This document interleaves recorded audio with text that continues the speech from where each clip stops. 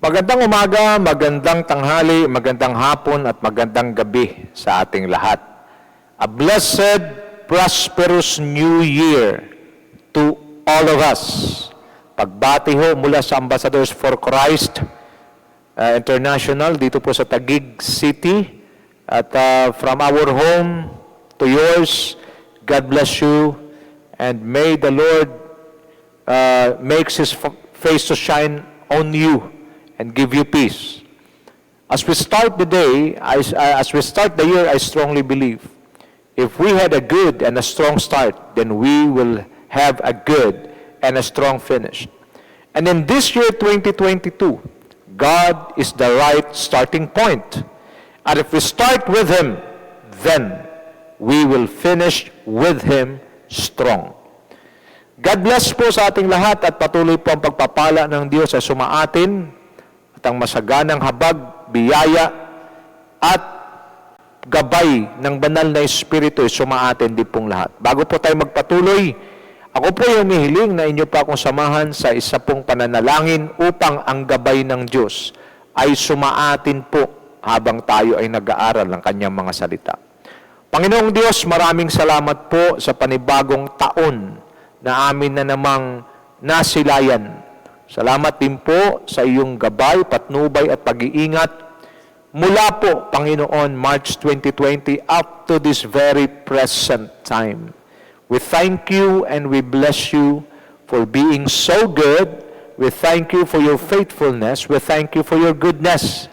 At sa mga oras na ito, kami po ay nagdideclare at nagdidecree ng iyong divine intervention, divine wisdom, divine understanding, divine knowledge, and most especially your divine favor and power to intervene in all that we do, so that 2022 will be a no ordinary year, but it will be a year of acceleration, a year of breakthrough, and a year of victory for all of us.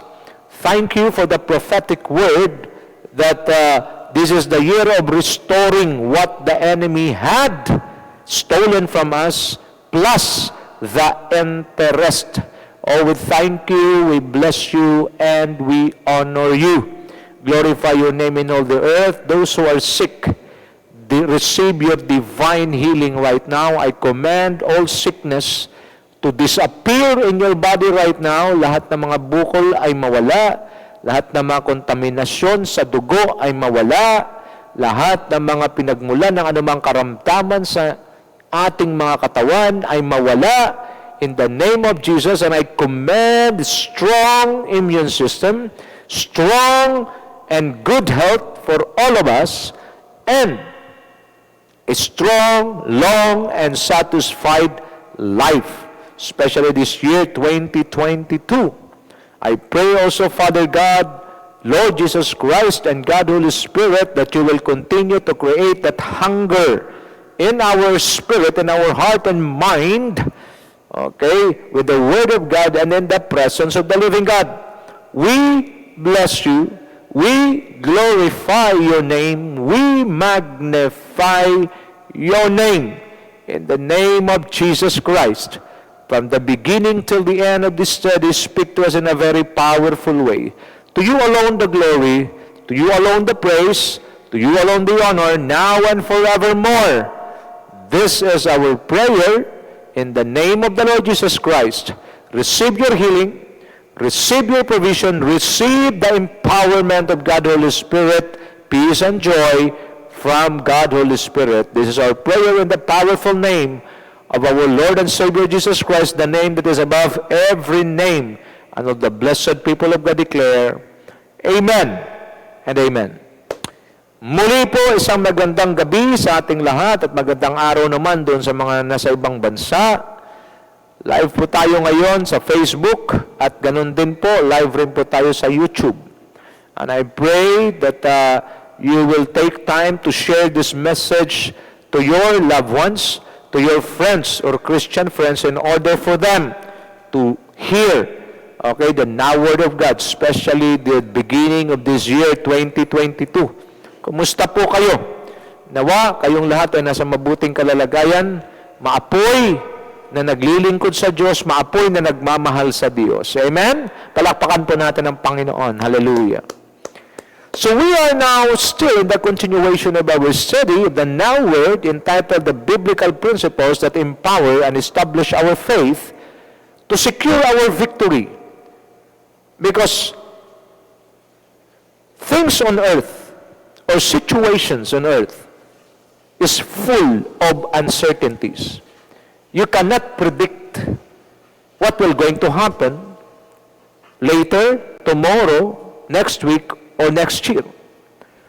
So it is full of uncertainties that only people who immerse themselves in the Word of God will be able to arise and overcome uncertainties in life.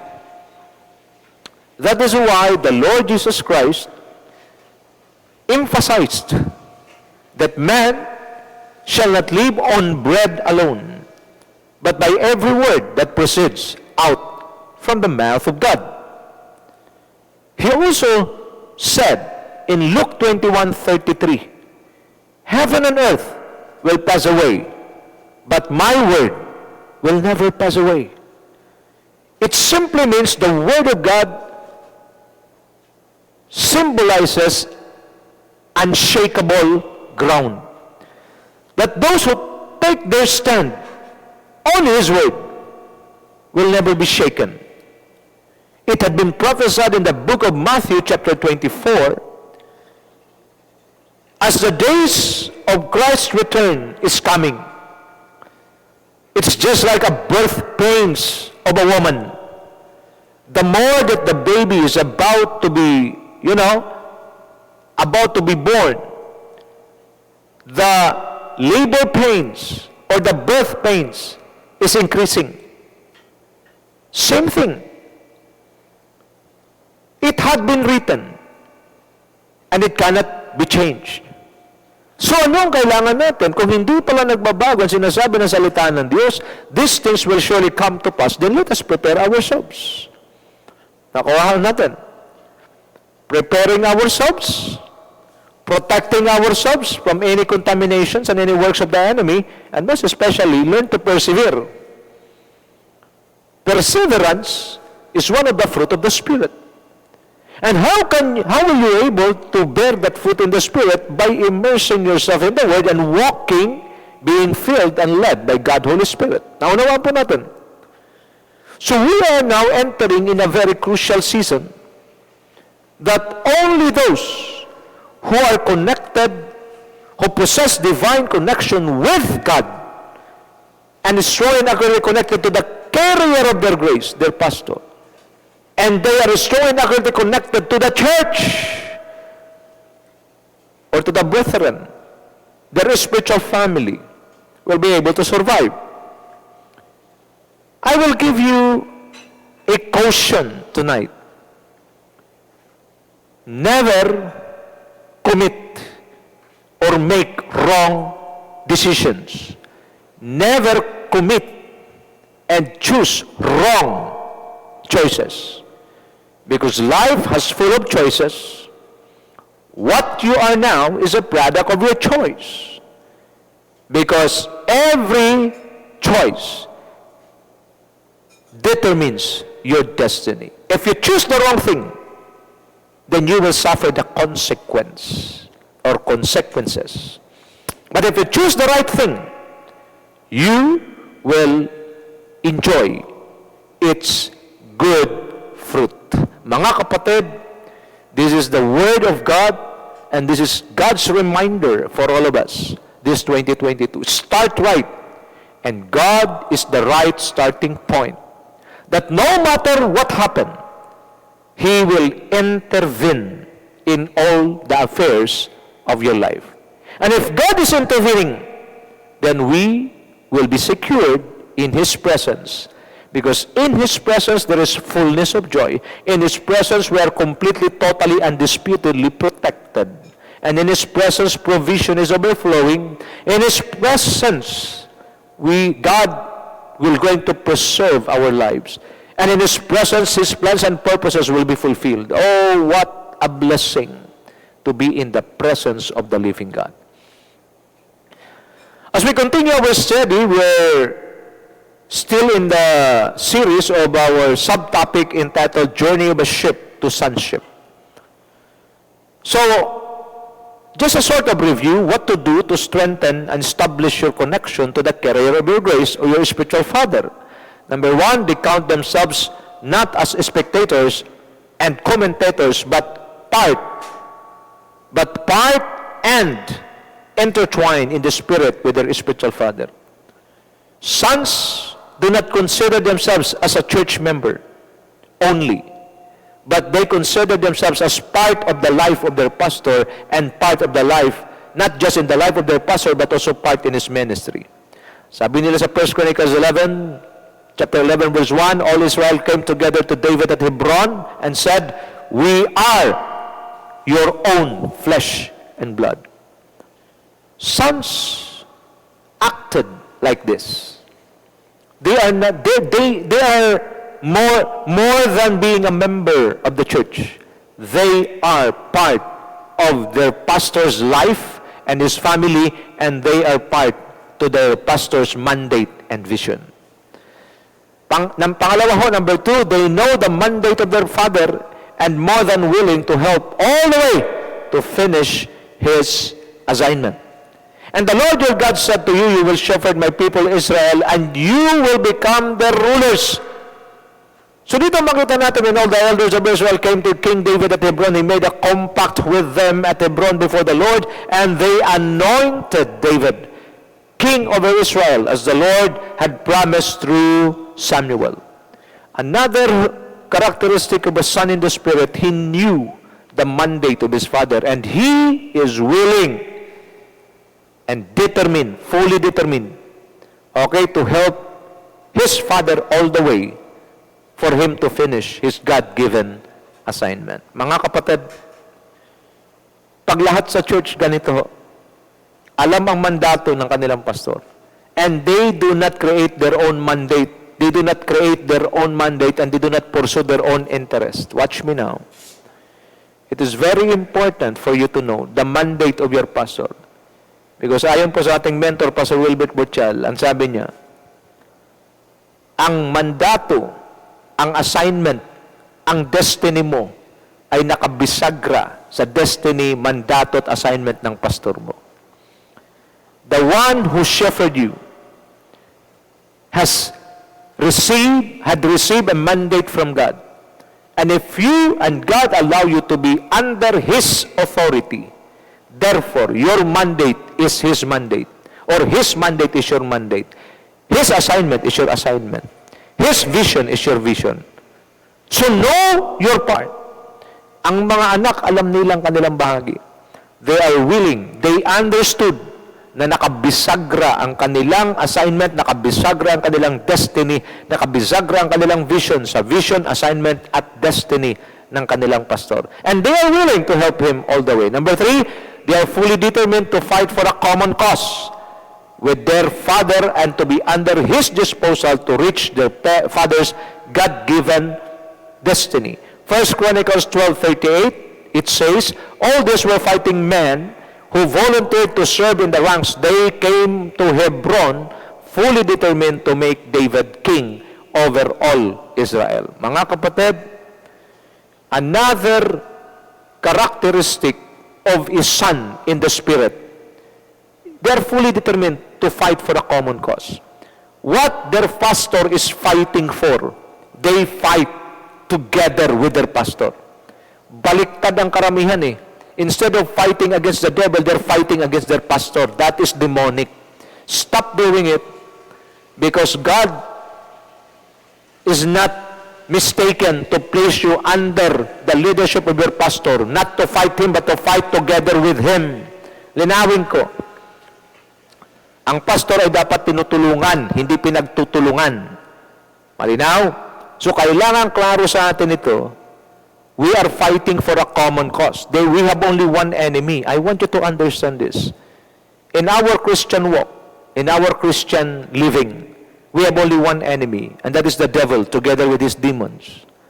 Your pastor, your brethren, your brothers and sisters in Christ, they are your team. Kaya it is demonic, it is the devil's way na pag-away-awayin ang mga tao sa loob ng simbahan. It is the devil's way na kung saan hindi magpapasakop ang mga miyembro sa kanilang pastor, bagkus inaaway ang pastor at pinagtutulungan ng iba. That is demonic. If you are part of this group, going against the set man of the house, going against your pastor, you better detach yourself and leave that group. Why? Huwag ka mag-lift the group sa GC nyo. Mag-lift the group ka doon sa mga dalawa na ngayon. Sabi ng aking kaibigan, Marites, yung mga chismosa. Okay, mga Miriam, mga lahi ni Miriam. Chinichismis yung leader niya, si Moses. Mayroon na ngayon pangalawa, si Marisol. Sabi ko, sino naman to si Marisol? Ito naman yung puro sulsul. Okay, wala nang ginagawa, sulsulan yung iba para mag-rebelde din sa kanilang leader. Mga kapatid, patawad ho, kung pangalan nyo Marites at Marisol, wala pong personal sa inyo yan. Yan po yung termino lamang just to give clarity to our study. Ano ho? So, pasensya na ho. Okay, so God bless us all ho, mga kapatid. So we must be willing and fully determined to fight for a common cause. Sinabi ko noong nakaraan, you cannot avoid conflict of personality between you and your leader or your pastor. Because your pastor is still in the work or baga in the process. But do not forget and do not disregard the reality, the truth, that is the carrier of your grace. So sabi ni Pastor Wilbert, know who you are, know where you stand, and you will know what to do. In the church, you are a member. And know where you stand, you are a follower, you are not a leader. So you will know what to do.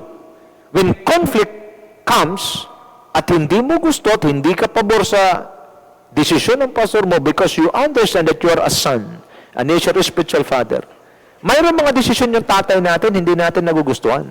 Mayroon mga desisyon ng tatay natin na hindi tayo pabor. Pero dahil tatay natin siya, susundin mo siya. At lagi niyong tandaan, ako tatay din ho. Alam ko yung mga anak ko nung isinilang sila, ganito lang sila kaliit. At nasubaybayan ko yung kanilang paglaki, pati ang paglago ng kanilang pagkaunawa, ang paglago ng kanilang karunungan. Maybe pwede akong talunin ang aking mga anak pagdating sa technology, sa mga computer, technology ngayon. But one thing that they cannot defeat me, and I can stand on it. Ano yan? Yung aking karanasan. No matter how good you are sa isang bahagi ng buhay mo, maaring ikaw ay tapos, maaring ikaw ay mahusay sa academic, maaring mahusay ka sa administration, pwedeng lamang ka sa pastor mo dyan. Pero there is one thing that you can never defeat your pastor, your spiritual father, sa kanyang karanasan. And experience is more than anything, more than excelling or more than excelling in any technology or whatever. That is the kind of thing na mayroong edge ang pastor mo sa iyo. At ano pa? He's the servant of God. Dapat tandaan niyo palagi ito eh. Ito yung pinaka-importanting dapat maunawaan ng bawat miyembro. Your pastor is God's servant at ang kanyang trabaho to secure and ensure your eternal destiny. Ikaw ang inatupag mo lang, kung miyembro ka, leader ka, worker ka, yung iyong kinabukasan dito sa lupa. Kaming mga pastor, ang aming inatupag, yung iyong kinabukasan pagkatapos mo dito sa lupang ito. Because there is another destiny called eternal destiny na pupunta ng isang tao, depende ho sa kanyang quality ng paglilingkod at ng kanyang quality ng relasyon sa Diyos. At yung quality ng kanyang relasyon sa Diyos, nakaangkla at nakatali, nakabisagra naman sa kanyang relasyon sa kanyang pastor. You can never please God if you cannot connect and submit and obey your pastor. Maraming iba gusto si Lord ang kanilang susundin. Bakit? Wala kasi, di kasi sila nare-rebuke ni Lord personal. At nakakatakot pag andyo sa mag-rebuke ni personal. Hindi ko alam anong mangyayari sa ano magiging itsura mo. That is why ginagamit ng Diyos ang tao. His servant. Ano gagawin niya? Your pastor is the overseer of your soul. I want you to understand gaano kahirap ang trabaho ng pastor. That is why you need to be a spiritual son, spiritual daughter to Him. Why? Because He is handling very fragile, very difficult task. Babantayan niya yung hindi nakikita. Kaluluwa hindi nakikita. At soul is composed of three components, mind, soul, mind, will, and emotions. Ang kaisipan mo, di niya nakikita. Ang kaluluwa mo, hindi niya nakikita. Naramdaman mo, di niya nakikita. Ano pa? Yung kalooban mo, di niya alam. That is why ang pastor, prone ho siya. Kumbaga, saan? Na pwede siya magkamali. Why? Because tao rin siya eh. Kaya when he preach, according to what he knows, and according to the revelation of God, at minsan kung ano yung nakikita niya sa iyo, kaya wag ho kayong tumingin lang sa personalidad. Wag ho kayong tumingin doon sa kanyang mga sinasabi lamang, kundi intindihin niyo bakit niya ito nasabi. Because as an overseer of your soul, hindi namin hahayaan. Kasi ang nakataya, eternal destiny. Naintindihan niyo ba si ibig sabihin ng eternal? Walang hanggan. Walang katapusan. Kung ikay may pasok namin at ikay madala ng pastor mo sa kalangitan, kagalakan niya ho yan. Higit sa lahat, kagalakan ng Diyos. Pero kung magpatuloy ka sa mga inaccurate behavior mo, inaccurate ways mo, inaccurate sa pagiging pasaway mo, then you're killing yourself. And we will not allow that to happen. So we will rebuke, we will correct, we will teach, we will train. Gets you na? That is why, without bringing yourself into the ideal relationship or ideal level of relationship, which is a father and son relationship, it will be hard. Hindi lang hard, impossible. Impossible for you to receive your inheritance. You can never access the power of the kingdom. You can never access the power and resources of heaven. You can never access and receive what God, the God of heaven, is able to provide for you. Forget it all. Kaya nga mahalaga, di ba sabi ko, do not enter 2022 without making a crucial decision that I need to be a son, I need to be a daughter to my spiritual father. Pag hindi niyo pa rin niyang ginawa hanggang ngayon, hindi niyo na po ako masisi, hindi niyo rin po masisi Pastor Wilbert at ang lahat ng mga pastor sa School of Church Builder. Why? Because we did our part. God knows at alam ng Panginoon na hindi kami nagkulang sa pangangaral sa inyo. Kung kayo man ay nakinig at hindi niyo ginawa, marahil kayo ang nagkulang. And we have no other choice. This is what the protocol of God is. At sino tayo para magmagaling sa Diyos? Ang Diyos na naglagay nito. Malinaw? Number 4, they are willing to follow their father all the way, wherever he leads them to receive impartation in the Spirit. So ang ating reference is 2 Kings 2, 1-14. At binigyan natin ng emphasis ang bawat lugar na dinaanan nila ni Elisha at saka ni Elijah. At pag ikaw ay masugid na mag-aaral ng salita ng Diyos, every place na kanilang dinaanan has or had a significance na pwede nating pagkuhaan ng revelations or principle para habang tayo po ay sumusunod sa Diyos, hindi po tayo maliligaw ng landas bagkus kung paano nagtagumpay si Elisha sa kanyang pagiging spiritual son to Elijah. Ito rin ang ating masusundan, ito rin ang ating magagawa. Malinaw ho, mga kapatid. So the first place where they have been is the place called Gilgal. So I said it, I discovered that Gilgal is a place where the Israelites were circumcised by Joshua. Because God spoke to Joshua, and then bago sila umatake at gusto nilang i-conquer ang isang lugar, the Lord commanded Joshua to circumcise the Israelites. Why? Because circumcision of a Hebrew or a Jew must be done after the 8 days pagkatapos ang ipanganak. At ito ang covenant ng Diyos sa mga Israelita. And most of them ay pinanganak ko sa wilderness na walang kinalaman, walang kalam-alam sa covenant ng Diyos, wala silang kalam-alam. That is why, sabi ng Panginoon, I cannot bless them and I cannot have a covenant relationship with them unless they will be circumcised. Watch me now. circumcision, or the place of Gilgal is a place of circumcision. After they were circumcised, what comes next? Covenant relationship. At pagkatapos sila magkaroon ng covenant relationship sa Diyos, anong kasunod? They were able to conquer. Watch me now. Pag sinasabing circumcision, it is the cutting of the flesh. Ibig sabihin, your spiritual father, okay? Circumcision is the work of the father. It is the father who will make a decision. It is the father who will set an appointment for his son, for his children or his child to be circumcised. Watch me now. It's the cutting of the flesh. It is cleansing. So yung place ng Gilgal is a place of refinement. You will be refined. Your inaccuracies will be addressed. Your inaccuracies will be addressed. It will be dealt with. Nagkaunawaan po tayo? The journey of ship to sonship, there will be circumcision of the heart. There will be rebuking, correcting, training. Ipapakita ito.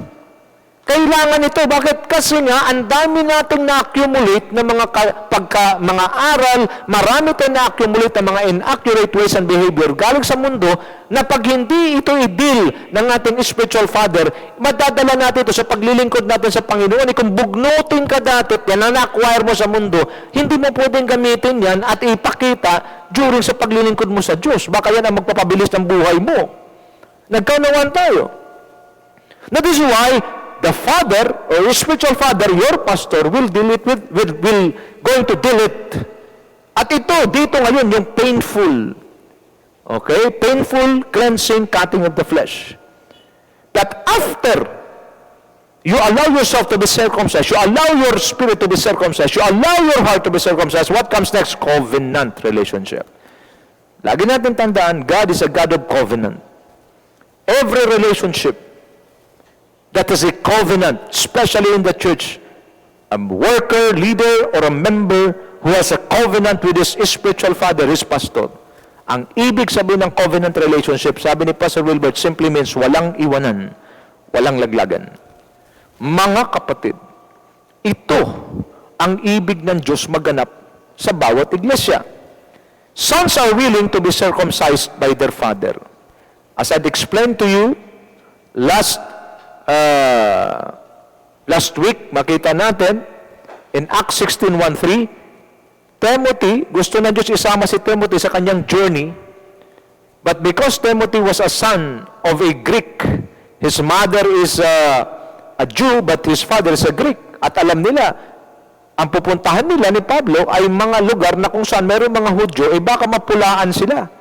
At mapulaan siya at maantalang kanyang ministry dahil kay Timothy. Saan ang ginawa niya? He circumcised Timothy. As a baby? No. As a man. Nakita niyo ho? Malaki na si Timothy. But because Timothy possessed a spirit of sonship, ano nangyari? Willing siya ma-circumcise. Alam niyo, pag ang mga sinacircumcise, bata pa, hindi ho nakakahiya. Pero pag ang sinacircumcise, malaki na, talagang nakakahiya na yan. Pero Timothy was able to, overlook those offense, overlook yung kanyang kalalagayan, overlook yung kahiyan. Wala sa kanya yun. Ang sa kanya, I need to be with my father. I need to finish the assignment with my father. I need to be an assistant, to be a minister to my father para pag may kailangan siya, magagaanan siya. Ako ang magiging extension niya. At kung kabayaran sa pagsunod ko sa kanya, ang babayaran kong presyo is to be circumcised even in my adolescent age. No problem. Sons are willing to be circumcised. Sons are willing to adjust. Sons are willing to align. Sons are willing to what? To swallow their pride. Just to be with their father. To journey together with their father. Alam niyo ho, pag ganito lahat sa church, this 2022, hindi na ho naghahanap, hindi na ho kami naghahabol kung masaya yung pastor eh. Kasi automatic ho, pag ang lahat ng miyembro acted like a son and daughter to their spiritual father, the work in the ministry will be made easy. The work of the ministry will be made unusual. And the church will become unusual. Pag sinabing unusual church, unstoppable, immovable, unshakable. This ideal level of relationship should be established. Because there is no other way. Pag hindi pa rin ito ma-establish, hindi mo rin ito ma-establish sa buhay mo. I'm sorry. You may be a Christian. You can be a Christian. You can dwell in the church. But no inheritance at all. Why take the position of a servant, of a sheep, or of a disciple when you can be a son who is entitled of inheritance from your father? Sons are willing to adjust and align themselves to the dealings of their spiritual father. 2 Timothy 3:16-17, all scripture is God-breathed and is useful for teaching, rebuking, correcting, and training in righteousness, so that the servant of God may be thoroughly equipped for every good work. If you want to journey with your father towards destiny, you should allow him to circumcise your heart, which simply means give him the free hand. Alam niyo ho, itong word na to yung nakalagay doon, dilaw. Give him a free hand. Your pastor, katulad ng Diyos, hindi siya mamimilit. Ang Diyos kailanman hindi namimilit. Nagets nyo? When Adam and Eve is about to eat the fruit of the knowledge between good and evil, which is God prohibited them to eat. What happened? Walang boses na sumigaw, hoy! Tigil! Walang ganun. Because He had given man the freedom to choose and a free will to exercise. But Apostle Paul, God the Holy Spirit through Apostle Paul reminded us, use your freedom for the glory of God. Yes, we are free to choose. Yes, we have the free will to exercise. But use it for the glory of God. Why? Because we are sons and daughters of the living God. Give him the free hand. Ibig sabihin, malaya. Bigyan mo ng kalayaan ng pastor mo na turuan ka. Because one of the major tasks of a pastor or a spiritual father is to teach his children. Lumaki ang mga anak ko, nag-graduate sila sa kanilang pag-aaral, sa kolehiyo, at nagiging mga professional ngayon. Hindi ho yan mangyayari kung hindi ho kami, ako at ang asawa ko, ginabayan, tinuruan sila. Because watch me now. Your children, if you will not teach them, then the world will be the one to teach them. Same thing in the Spirit. If you will not give your pastor a free hand to teach you the now word, the fresh word, the Rhema word, and the instructions from God, then the world will teach you. Kaya people who are not behaving like sons and daughters to their spiritual father, they accumulate, they receive their teachings from the world. And no wonder they are the pasaway. They are the stubborn, hard-headed believers in the church, which causes the hindrance of the advancement of God's kingdom. Why? Ito rin na nagkukos. Bakit maraming pastor nauubos ang buhok at dumadami ang pleats? Tama ba? Pleats ba ang tawag yan? Dumadami ang guhit. Wrinkles ng pastor. Dahilan sa mga ito. Mga kapatid, kung tingin mo ikaw yun, pasaway ka, okay? Yung pastor mo hindi masaya na nagpapastor sa'yo, mag-isip-isip kayo. Kasi hindi lamang kayo nagbibigay ng sakit sa ulo niya, napapabagal mo pa ang pag-breakthrough ng iglesia. Sabi ko na nakaraan, hindi ka kontrabida, bida ka. Huwag kang mag-aktong kontrabida kasi hindi bagay sa bida ang maging kontrabida. Bakit ka nag-aktong kontrabida? Kasi na-influensyahan ka ng pinaka-kontrabida sa lahat. Walang iba kundi si Satanas. And the only solution, the only cure for you to go back to your senses na bida ka, hindi ka kontrabida, anong gagawin mo? give your pastor a free hand to teach you. At pag nagtuturo siya, makinig ka. At bawat natutunan mong turo, apply mo, sundin mo. Para bumalik ka sa ulirat mo at magiging bida ka muli at hindi ka na magiging kontrabida. Kasi sa pamumuhay mananampalataya, isa lang ang kontrabida, demonyo lang. Wala nang iba. So if you acted like the devil, so ikaw na rin ang nagbigay at naglagay ng identity mo. Binura mo ang identity na nilagay ni Kristo sa iyo at ikaw ang naglagay ng identity mo katulad ng identity ng kaaway natin. The moment you give your pastor a free hand, you are willing to receive, you are willing to accept, you are willing to receive strong, hard, offended, or offending messages. Kasama yan sa teaching. Then after teaching, pag na-immerse ka dyan, napatibay ka nung kasunod, rebuke. Because as long as we are here on earth, hindi tayo pwede maging perfect, agad-agad. Marami tayong inaccuracies kasi marami tayong na-accumulate ng mga behaviors, marami tayong na-accumulate ng mga natutunan natin sa libutan, sa anong mangyayari. Ma-apply mo pa rin yan. Nako mga kapatid, hindi ako pinanganak kahapon. Marami sa mga churches, marami tayong mga members na patuloy na ginagawa pa rin yung dati nilang ginagawa sa libutan. Bakit? Kasi they do not give their spiritual father, their pastor, a free hand to rebuke them. But the moment you listen to the teachings of your pastor, the moment you yield to the rebuke of your pastor, hindi, sa halip na sumunod, nag-iinarte pa at lumalaban pa. You know, every rebuke that your pastor did to you, it is an expression of his concern and love for you. Because ulitin ko, ang kantrabaho ng pastor mo is secure yung eternal, E-T-E-R-N-A-L, destiny mo. Kaya pag ni-review ka, huwag kang mag-inarte at huwag kang pumalag-palag dyan na parang akala mo'y pinipersonal ka kasi ang trabaho niya eternal. Kung ikaw wala ka nang inatupa kundi yung mga temporal, ang trabaho ng pastor mo eternal. Yun ang ginagawa niya. Kaya kahit na sobra ng sama ng kanyang pakiramdam, sobra mo na siyang nasaktan, tuloy pa rin siya. Bakit? Dahil hindi na para sa iyo, kundi para sa Diyos na nag-uutos sa kanya. Why not cooperate? Instead of cooperating, okay, instead of being hard-headed and stubborn, cooperate ka na lang. Ulitin ko, sa lahat na hindi tumutulong sa kanilang pastor, bagkus nagiging pasaway at nagbibigay ng sakit sa ulo sa kanilang pastor, may araw na ang Diyos ang mag-deal sa iyo.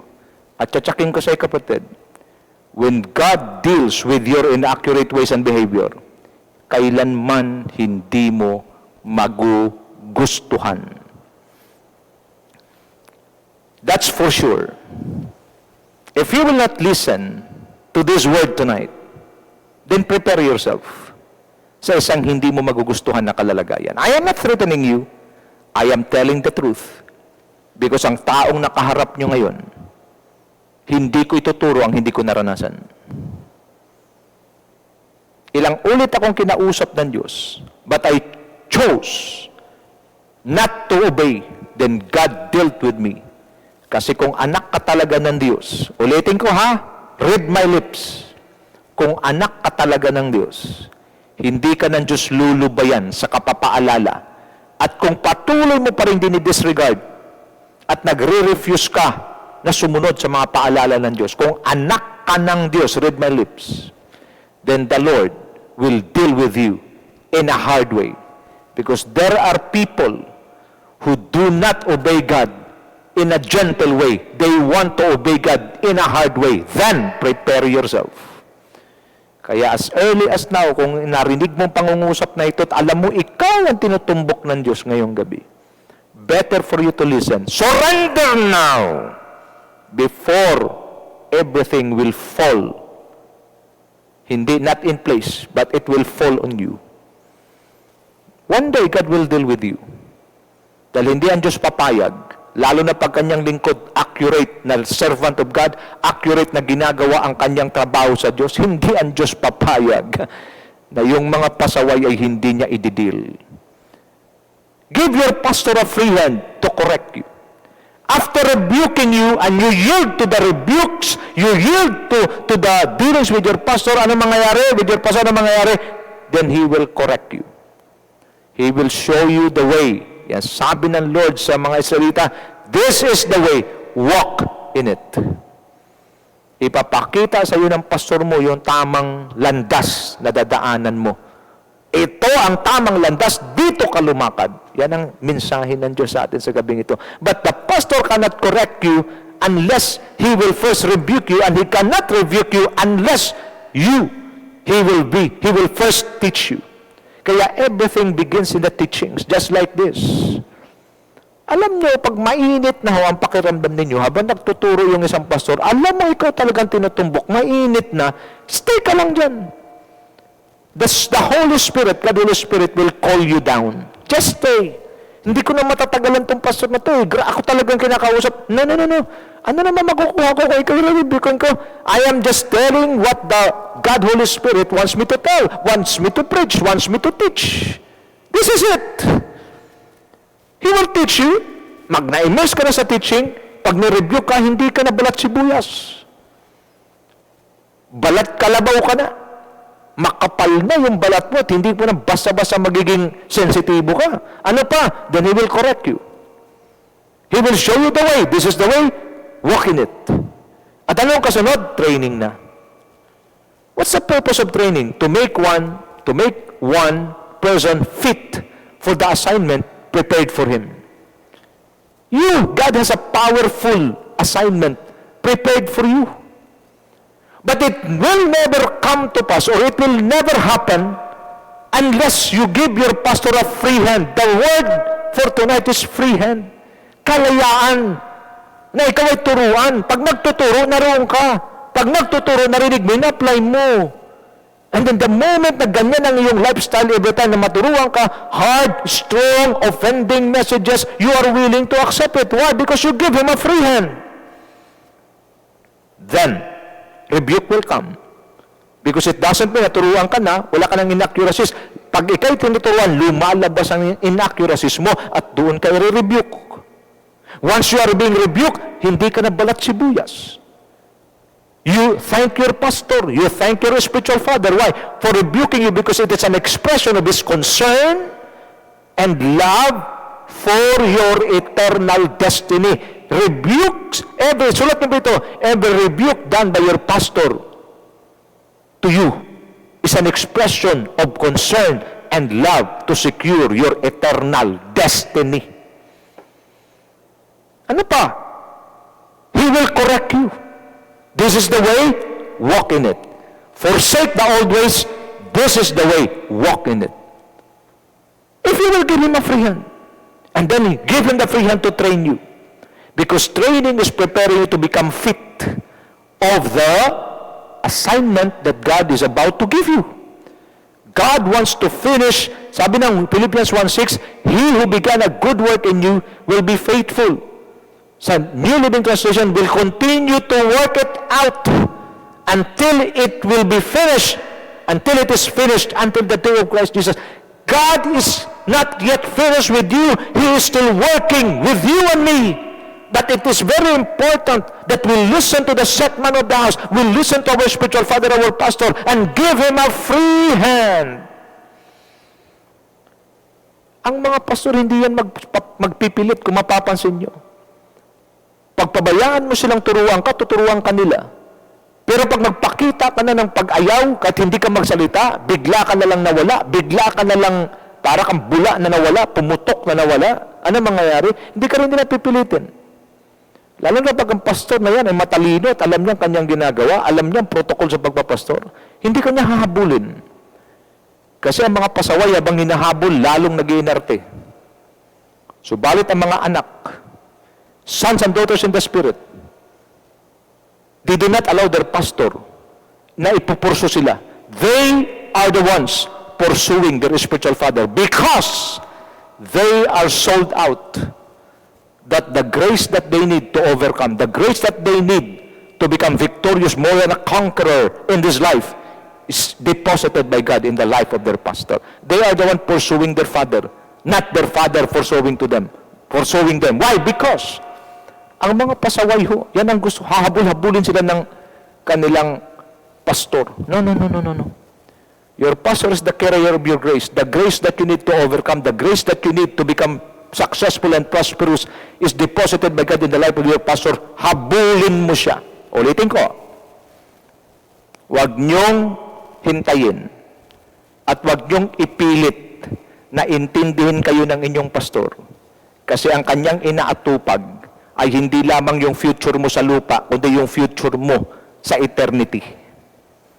Ngayon, kung pipilitin mo pa rin at isiksik mo sa utak mo na habulin ka ng pastor mo, nagkakamali ka. Maliban na lang yung pastor, kung hindi niya rin alam ang kanyang ginagawa, hahabulin ka niya. Pero kung alam niya ang kanyang ginagawa at siya'y lumalakad ayon sa mandato at sa assignment na binigay sa kanya ng Diyos, hindi kasama sa assignment ng pastor ang maghahabol ng mga pasaway. Ang assignment ng pastor ay mag-raise up ng sons and daughters para habulin siya, samahan siya, magpasan ng kabigatan, magpasan at tumulong sa kanya para matapos yung assignment. Bakit? Yan ang trabaho ng pastor, mag-raise up ng sons and daughters to help him finish his God-given assignment. And once they reach their destiny, then the recipients of blessings, the recipients of strength, the recipients of power is none other than his sons and daughters in the Spirit. Pero yung maghabulho ng pasaway, hindi yan kasama sa trabaho ng pastor. Mga pastor, kung nakikinig po kayo sa akin ngayon, hindi kasama sa trabaho natin maghabol ng pasaway. Kasi pag ang pasaway, hinahabol mo, lalong nag-iinarte. Ngayon, gets yun na sinasabi ni Pastor Wilbert? Hanapin nyo lang, mga pastor, ang nawawala. Hindi yung nagwawala. Kasi sa oras ang iyong hinahabol, ay yung nagwawala, lalo yung mag-iinarte at magtatago. Pero yung nawawala, hindi talaga alam ang gagawin, yan ang habulin ninyo. At dyan, hahaba ang buhay ninyo, mga pastor. Gusto ko, mga kapatid, ngayong gabi, kung kayo po nakikinig sa akin, pahabain po natin ang buhay ng ating mga pastor. Stop being pasaway. Kasi nagkaroon ako ng revelation niya sa pasaway.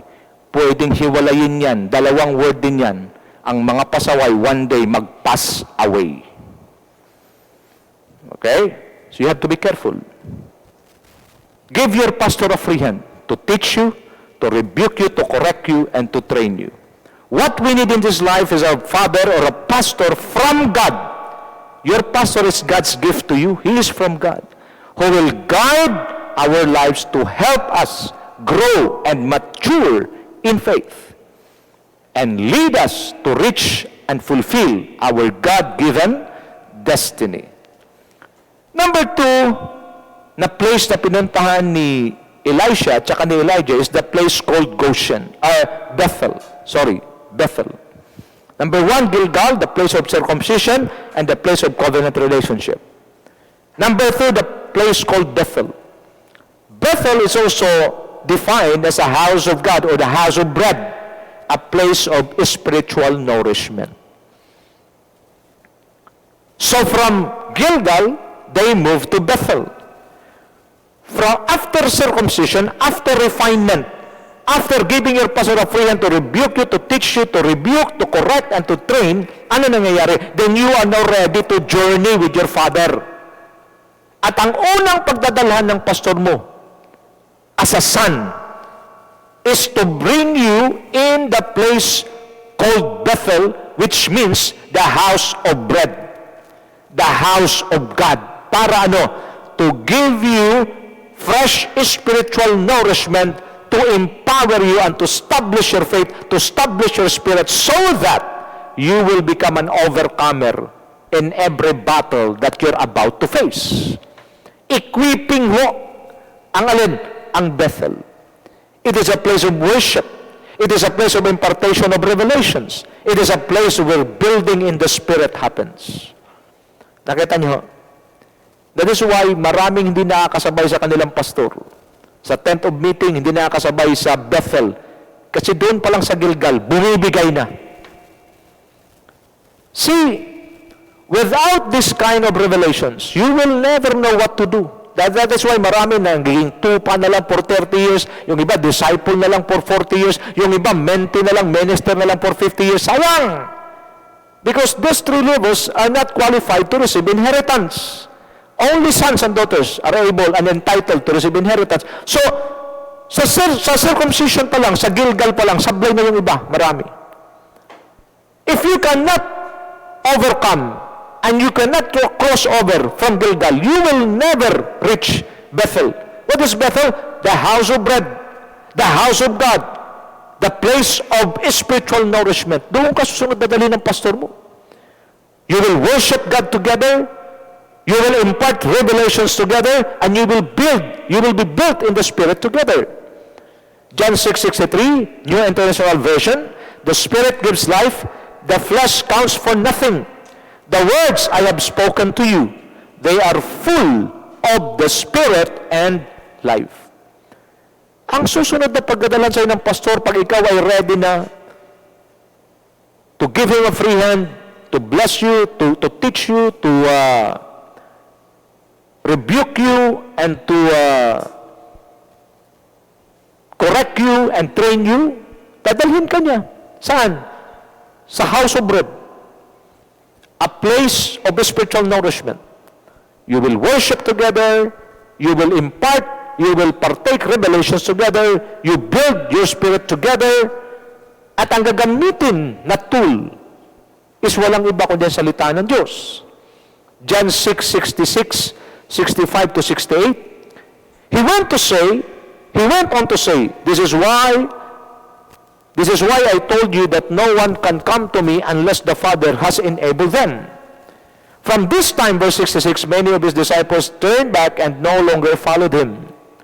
You do not want to live too, do you? Jesus asked the 12.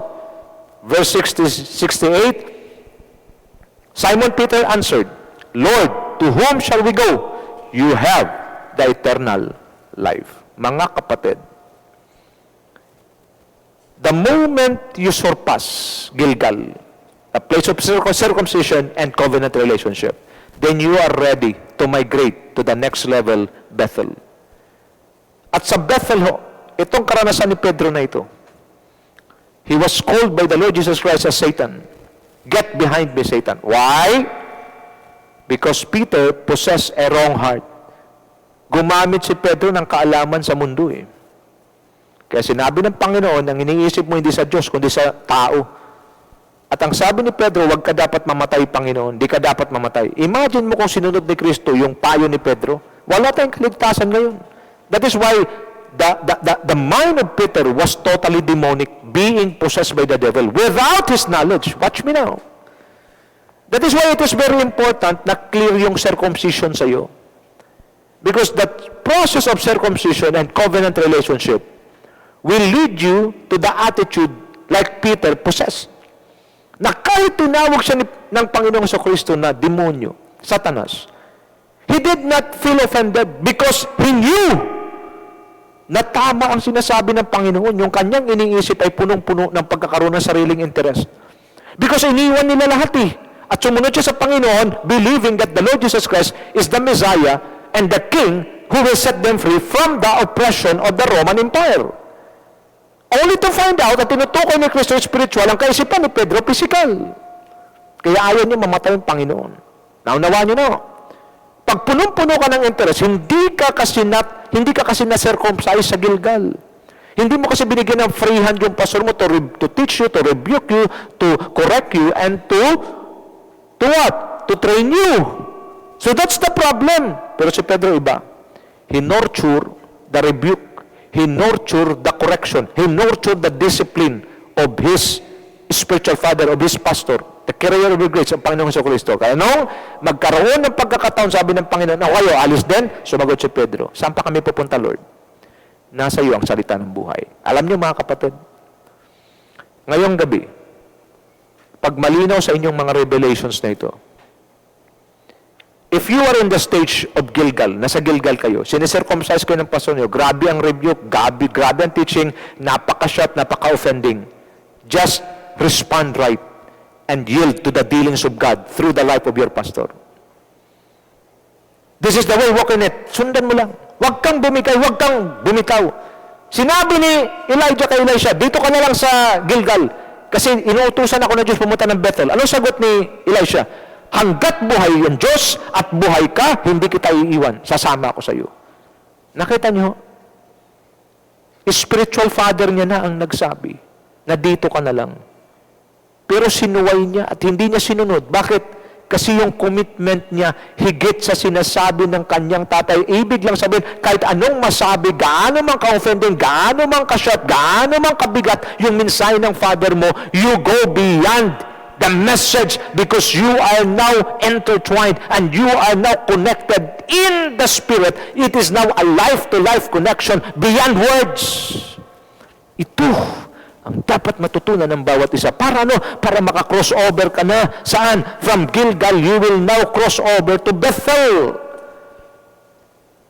At ang sabi ko rito, kung saan si pastor pumunta, lalo na sa upgrading in the Spirit, priority ko lagi akong sasama, kahit na may bayad pa. This time, if you are now possessing the spirit of sonship, you will never allow yourself to be left behind. Kung saan si pastor nagpunta, ako'y palaging sasama at priority ko na ako'y sasama sa kanya kahit na may bayad pa. Sons in the Spirit are willing to pay the price. Ang mga hindi sons in the Spirit, ang tanong palagi, pastor, libre mo ba kami? Di na nahiya, no? Yung pastor nga dapat ang pastor, ang tatay ang dapat sinusuportahan ng mga anak. Kasi ang blessing ng Diyos pinapadaan sa mga members ng church para sila din ay makapartake sa blessing ng Panginoon, pero dapat ibigay nila yung portion ng Diyos para may blessing din ang kanilang tatay para lalo itong makakapag-upgrade at makakapag-update in the Spirit. Anong ginagawa ng iba? Ninanakaw yung para sa Diyos at hindi na masuportahan yung pastor. Ano mangyayari ngayon? Natitigilan at napipigilan ang paglago ng spiritual na kalalagayan ng pastor, which is nagiging disadvantage sa church. Bakit? Because if the pastor is not growing, automatic hindi rin mag-grow ang congregation. At pag hindi na nag-grow ang pastor, hindi na rin nag-grow ang congregation, then they start dying. They start decaying. At pag yung decay ay hindi maapura at hindi mapigilan, anong kasunod? Dying. At pag nagiging dying, ano nang kasunod? Useless. Malinaw? So let me share with you tonight the tent of meeting. The principle of the tent of meeting. This is still part of the Bethel significance. Numbers 11, 16 to 17. The Lord therefore said to Moses, gather for me 70 men from the elders of Israel, whom you know to be the elders of the people and their officers, and bring them to the tent of meeting, and let them take their stand there with you.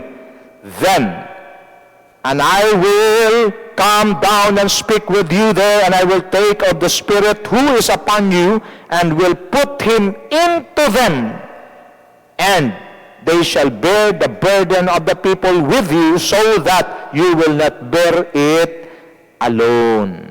Mga kapatid, ito ho ang prinsipyo. Bakit ka isinasama ng pastor mo sa Bethel, the house of bread, the house of fresh manna, the house of fresh and now word, para sabay kayong magpartake ng revelation, para sabay kayo sabay kayong mag-worship sa Diyos na buhay, sabay kayong mag-build in the Spirit. Bakit ikaw ang sinama? Bakit hindi yung iba? Kasi pag isinama ka na ng pastor mo sa seminar, sa upgrading, sinasama ka na ng pastor mo sa house of bread, kung saan kayo ay sabay-sabay na kumakain ng sariwang mensahe. Ano lang ibig sabihin?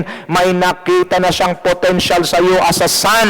May nakita na siyang potential sa iyo as a daughter in the Spirit. Kaya it is a privilege to be with your pastor in the days, or to be with your pastor in upgrading. Pakasama ka sa mga seminar na upgrading. Pag pinili ka ng pastor mo, make it a priority na makasama ka talaga. Bakit? He has now given you a chance kasi nakita niya sa circumcision sa Gilgal, nakapasa ka na. So ang kasunod niyan, empowerment na ng now word of God. Yan ang pagdadalhan. Kaya yung iba, binigyan ng chance, niyaya, hindi rin pumunta kasi mas mahalaga yung mundo, mas mahalaga yung gawa niya sa sanlibutan. Ano nangyayari? You are disqualifying yourself. Sayang! Anong gagawin sa tent of meeting? Watch me now. Pipili ang pastor. Kung mapapansin nyo, hindi lahat pinapatan, pinipili. At ito, ang pipiliin ng pastor, are people who are strong and accurately connected to Him. At anong trabaho rito? Sabi ng Panginoon, choose people, okay, whom you know, kilala. Pastors, do not bring people to join you in your upgrading na hindi mo kilala. Ibig sabihin, hindi mo napatunayan na masunurin sa'yo. Hindi mo napatunayan na in love sa Diyos at sa salita ng Diyos. To be the elders of the people and to be the leader, and their officers, and bring them to the tent of meeting and let them take their stand there with you. Sons will stand together with their father, especially during the impartation of the fresh revelations. Then I will come down and speak with you there. Nakikita nila kung paano ang dealing ng Diyos sa kanilang pastor, paano ang Diyos gumagawa sa buhay ng kanilang pastor. And I will take of the Spirit who is upon you, and I will put Him upon them. They will now begin to partake in Bethel, while they are partaking the revelations, while they are together standing and building their spirit together. Ano mangyayari? God will take the spirit of the pastor, the spirit that they deposited in the life of their pastor, and put him into them. For what purpose? So that, and they shall bear the burden of the people with you, so that you will not bear it all alone. Alam ng Diyos na ang ministry ay burden at kailangan ng spiritual father who will carry the burden with him, and that is none other than his sons and daughters. Mga kapatid, ipagpatuloy natin ito sa susunod na Webes. Huwag po kayong bumitaw. Let us start strong, let us start good, and start strong so that we will have a good and a strong finish in this year 2022. Take it as a privilege when your pastor bring you to a place or to the house of bread, the house of partaking the spiritual nourishment. It is a privilege because you have been chosen to be part and to go with Him in the upgrading and updating of your spirit. God bless you all. Patuloy kong dinideklara ang inyong mga mesa ay hindi maubusan ng pagkain. Palagi may pagkain at nag-uumapaw pa upang kayo ay magiging pagpapala din sa iba. At higit sa lahat ng ginagawa ng inyong kamay, pagpalain ng Diyos. Mababawi ninyo lahat ng kinuhat, ninakaw sa inyo ng kaaway. And this is the year of acceleration. Because once you plunder the enemy, you will accelerate in the Spirit. And I pray that beginning this year, our lives will never be the same again, kundi paganda ng paganda, pabuti ng pabuti, palakas ng palakas, at payaman ng payaman ang ating buhay this year, 2022. God bless us all.